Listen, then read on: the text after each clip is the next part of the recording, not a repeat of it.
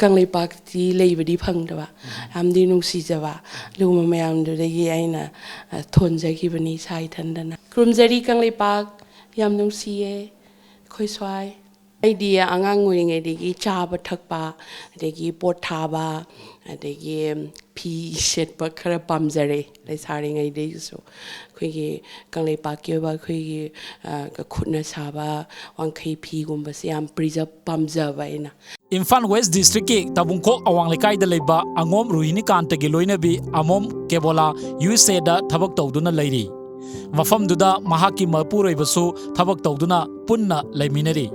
ꯍꯧꯖꯤꯛ USAꯒꯤ ꯁꯤꯟꯁꯤꯅꯥꯇꯤꯗ ꯃꯆꯥ ꯃꯁꯨꯁꯤꯡꯒ ꯄꯨꯟꯅ ꯅꯨꯡꯉꯥꯏꯅ ꯂꯩꯃꯤꯟꯅꯔꯤ ꯀꯦꯕꯣꯂꯥ ꯏꯔꯝꯗꯝꯒꯤ ꯑꯣꯏꯕ ꯏꯟꯁꯥꯡ ꯃꯊꯦꯜꯁꯤꯡ ꯊꯣꯡ ꯊꯥꯛꯄ ꯌꯥꯝꯅ ꯄꯥꯝꯖꯕ ꯑꯃꯗꯤ ꯆꯥꯕꯗ ꯊꯋꯥꯏ ꯌꯥꯎꯖꯕ ꯑꯃꯅꯤ ꯃꯩꯇꯩꯒꯤ ꯑꯣꯏꯕ ꯏꯟꯁꯥꯡ ꯃꯊꯦꯜꯁꯤꯡ ꯀꯔꯝꯅ ꯊꯣꯡꯒꯅꯤ ꯍꯥꯏꯕꯒꯤ ꯃꯇꯥꯡꯗ ꯁꯣꯁꯤꯌꯦꯜ ꯃꯤꯗꯤꯌꯥꯒꯤ ꯈꯨꯠꯊꯥꯡꯗ ꯃꯥꯂꯦꯝꯒꯤ ꯃꯐꯝ ꯀꯌꯥꯗ ꯂꯩꯕ ꯃꯤꯑꯣꯏ ꯀꯌꯥꯗ ꯌꯦꯡꯕ ꯍꯧꯍꯜꯂꯛꯈꯤ ꯑꯇꯣꯞꯄ ꯂꯩꯕꯥꯛ ꯑꯃꯗ ꯂꯩꯔꯕꯁꯨ ꯏꯔꯝꯗꯝ ꯀꯪꯂꯩꯄꯥꯛ ꯑꯁꯤꯕꯨ ꯌꯥꯝꯅ ꯅꯨꯡꯁꯤꯖꯕ ꯑꯃ ꯑꯣꯏꯅ ꯃꯍꯥꯛꯀꯤ ꯈꯨꯔꯨꯝꯖꯔꯤ ꯀꯪꯂꯩꯄꯥꯛ ꯍꯥꯏꯅ ꯍꯧꯕꯁꯤꯅ ꯃꯤꯌꯥꯝꯅ ꯀꯦꯕꯣꯂꯥꯕꯨ ꯈꯪꯅꯔꯛꯈꯤ ꯏꯕꯨꯡ ꯏꯄ꯭ꯋꯥ ꯑꯌꯥꯝꯕ ꯃꯌꯥꯝ ꯏꯆꯦ ꯏꯆꯟ ꯃꯌꯥꯝꯅ ꯇꯧꯗꯅ ꯌꯨꯇ꯭ꯌꯨꯕꯇ ꯍꯥꯞꯀꯠꯈꯤꯕꯅꯤ ꯑꯗꯒꯤ ꯁꯨꯝ ꯃꯌꯥꯝꯅ ꯅꯨꯡꯁꯤꯕꯤꯗꯅ ꯇꯧꯕꯗꯒꯤ ꯑꯩꯁꯨ ꯐꯤꯖꯦꯠ ꯆꯛꯆꯥ ꯑꯩꯈꯣꯏꯒꯤ ꯀꯜꯆꯔꯁꯤꯁꯨ ꯌꯥꯝ ꯄꯥꯝꯖꯕ ꯃꯌꯥꯝꯅꯁꯨ ꯑꯩꯅ ꯎꯠꯅꯤꯡꯕ ꯃꯌꯥꯝꯒꯁꯨ ꯏꯟꯇꯔꯦꯛꯁꯟ ꯇꯧꯅꯤꯡꯕ ꯑꯍꯥꯟꯕꯗ ꯃꯤꯇꯩꯒꯤ ꯑꯣꯏꯕ ꯏꯟꯁꯥꯡ ꯊꯣꯡꯕꯁꯤꯡ ꯃꯑꯣꯡ ꯑꯁꯤ ꯐꯦꯁꯕꯨꯛꯇ ꯈꯔ ꯊꯥꯒꯠꯂꯝꯃꯤ ꯃꯗꯨꯒꯤ ꯃꯇꯨꯡꯗ ꯌꯨꯇ꯭ꯌꯨꯕꯇ ꯊꯥꯒꯠꯇꯨꯅ ꯃꯥꯂꯦꯝꯒꯤ ꯃꯤꯌꯥꯝꯗ ꯈꯪꯍꯟꯕ ꯉꯝꯈꯤ इमुंग मनुंगी मियोइसिंगना कंगलैपाक्ता फंगबा मना मसिंग यावना मतम मतमगी चाननब पोलमसिंग थारक्खी मसिदगी अैखोइगी ओइबा थोंग थाकपगी मोंगसिंग असि मपानदा लैबा मियोइसिंग यावना मियामदा खंगननबा होनबनी हाइना केबोलाना मखाताना फोंदोक्की माइरेनगा nga कौटागा थोंबगुंबा अदे येरुंगा थाक्सनबगुंबा अैना प्रोटीन से खरसु पिजानिंगबा मयाम अखोइ कंगलैपाक्तासु खितंग कोकता लेहननिंगबा अखोइना लेरक्तबनिना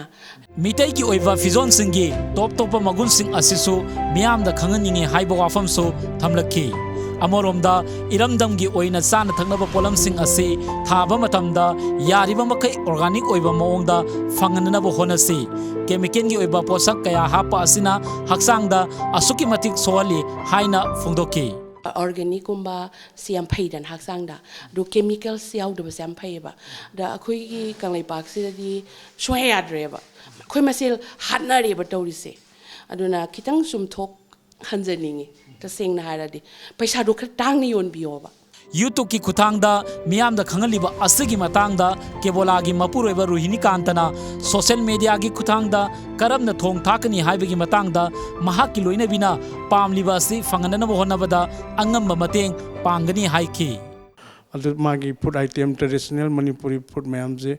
मी अतैनसु येंगजबा याबा अदगी मसागिजु दुम मतम लेंजबा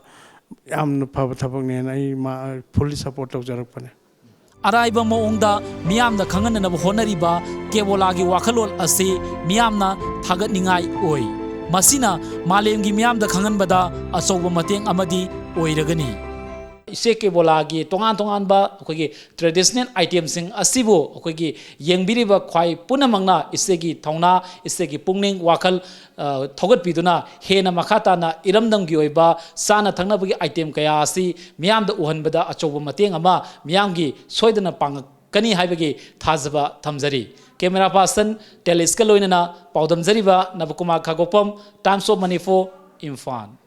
काइनबगी अरोइबा मतमदा पिरांगी पाउखुम नतना